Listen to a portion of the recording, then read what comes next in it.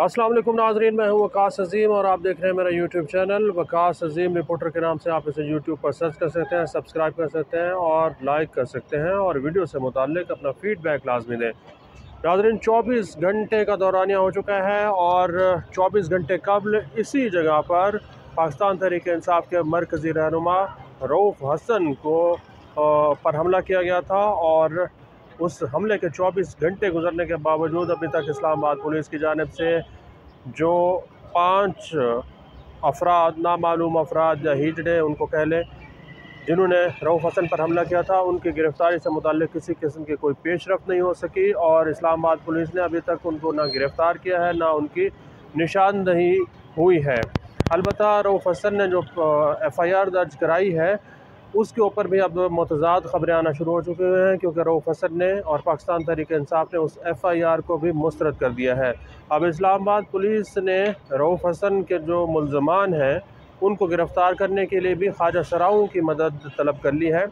लेकिन ये बहुत ही अफसोसनाक सूरत हाल है कि इस्लामाबाद की पुलिस, जिसे मॉडल पुलिस कहा जाता है, जहाँ इस्लामाबाद में हर जगह पर कैमरे लगे हुए हैं और इसी इस्लामाबाद के मरकज़ी एरिया के अंदर इस तरह का वाक़या हो जाए और मुल्ज़मान जो हैं वो गिरफ़्तार ना हो सके।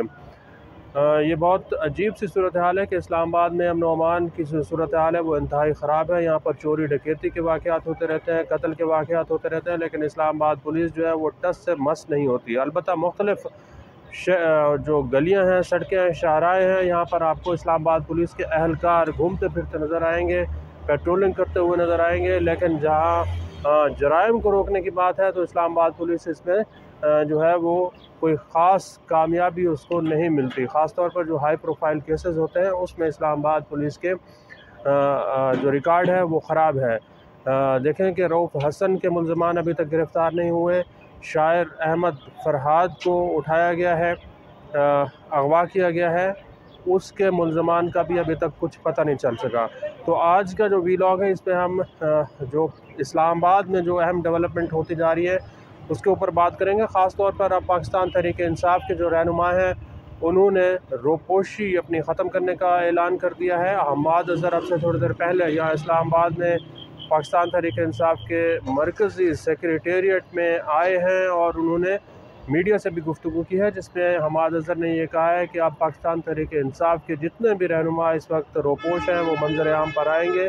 इनमें मुराद सईद हैं और दीगर जो रहनुमा हैं अब वो अपनी रोपोशी को ख़त्म करेंगे, क्योंकि पाकिस्तान तहरीक-ए-इंसाफ के बानी चेयरमैन इमरान खान का पैगाम आ चुका है कि पाकिस्तान तहरीक-ए-इंसाफ के तमाम जो रहनुमा हैं वो अब बाहर आ जाएं, क्योंकि अब रोपोशी ख़त्म करने का वक्त हुआ चाहता है। अब दो सूरतें हैं, या तो पाकिस्तान तहरीक-ए-इंसाफ ने डील कर ली है या डील उनके साथ हो रही है, या फिर यह है कि अब पाकिस्तान तहरीक-ए-इंसाफ की जो लड़ाई है वो फिर अगले मरहले में दाखिल हो रही है।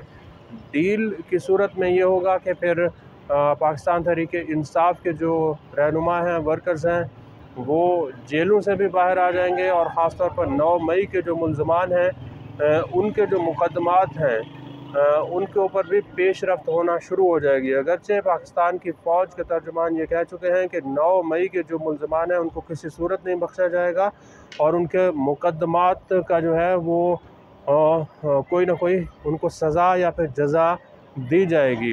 तो पाकिस्तान की फ़ौज जो है वो 9 मई के मुल्ज़मान को किसी भी सूरत छोड़ने के लिए तैयार नहीं है और पाकिस्तान तहरीक-ए-इंसाफ भी अब ये कह रही है कि 9 मई को गुज़रे हुए 1 साल हो चुका है।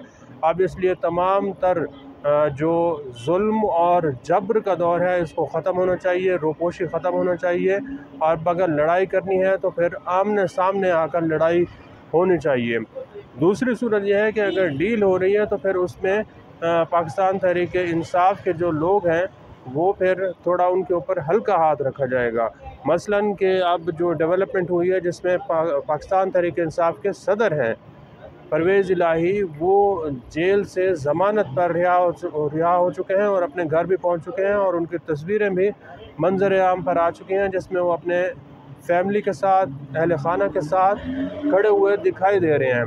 कुछ लोग ये कह रहे हैं कि पाकिस्तान तहरीक-ए-इंसाफ के बानी चेयरमैन इमरान खान के साथ भी डील हो रही है और जिस तरह के साइफ़र केस में आज इस्लामाबाद हाई कोर्ट में अमरीकी सफ़ीर डोनाल्ड लू को तलब करने और उनका बयान कलम बंद करने तक बात पहुंची है। और FIA के प्रोसिक्यूटर ने भी अदालत को ये यकीन दहानी कराई है कि डोनाल्ड लू को हुकूमत तलब करेगी और उनका बयान जो है वो कलम बंद किया जाएगा। तो इससे ये ज़ाहिर होता है कि ये काम तो नहीं होने वाला। डोनाल्ड लू ना तो हुकूमत पाकिस्तान का पाबंद है और ना ही FIA के प्रोसिक्यूटर का मुलाजिम है कि वो यहाँ पर आकर इनको अपना बयान पेश करेगा, बयान कलम बंद कराएगा। तो ये ऐसी बातें हैं जो कि ना होने वाली हैं। तो इससे लगता है कि साइफ़र केस जो है अब वो ख़त्म होने वाला है और इस तरह इमरान खान को साइफ़र केस में भी रिलीफ जो है वो फराहम कर दिया जाएगा। इसके साथ साथ आपको बताएं कि अब से थोड़ी देर पहले जो अक़वाम मुत्तहिदा का एक वफ़द है वो भी रऊफ़ हसन से मुलाकात के लिए पहुंचा है। तो रऊफ़ हसन पर जो हमला हुआ है ये एक मामूली वाक़या नहीं है बल्कि गैर मामूली वाक़या है। और अमेरिका, अक़वाम मुत्तहिदा के लोग अगर पाकिस्तान तहरीक इंसाफ के रहनुमाओं से मिलते हैं तो इसका मतलब यह है कि आलमी एस्टेब्लिशमेंट और आलमी दुनिया जो है वो पाकिस्तान तहरीक इंसाफ को अभी भी एक बहुत बड़ी सियासी जमात समझती है, क्योंकि उसके पास एक पॉपुलर वोट है। पाकिस्तान तहरीक इंसाफ के पास मैंडेट है। पाकिस्तान तहरीक इंसाफ इस वक्त पार्लियामेंट की वाहिद अक्सरियती जमात है। मखसूस नशस्तें मिलाकर कौमी असम्बली में सबसे ज़्यादा नशस्तें रखने वाली जमात है।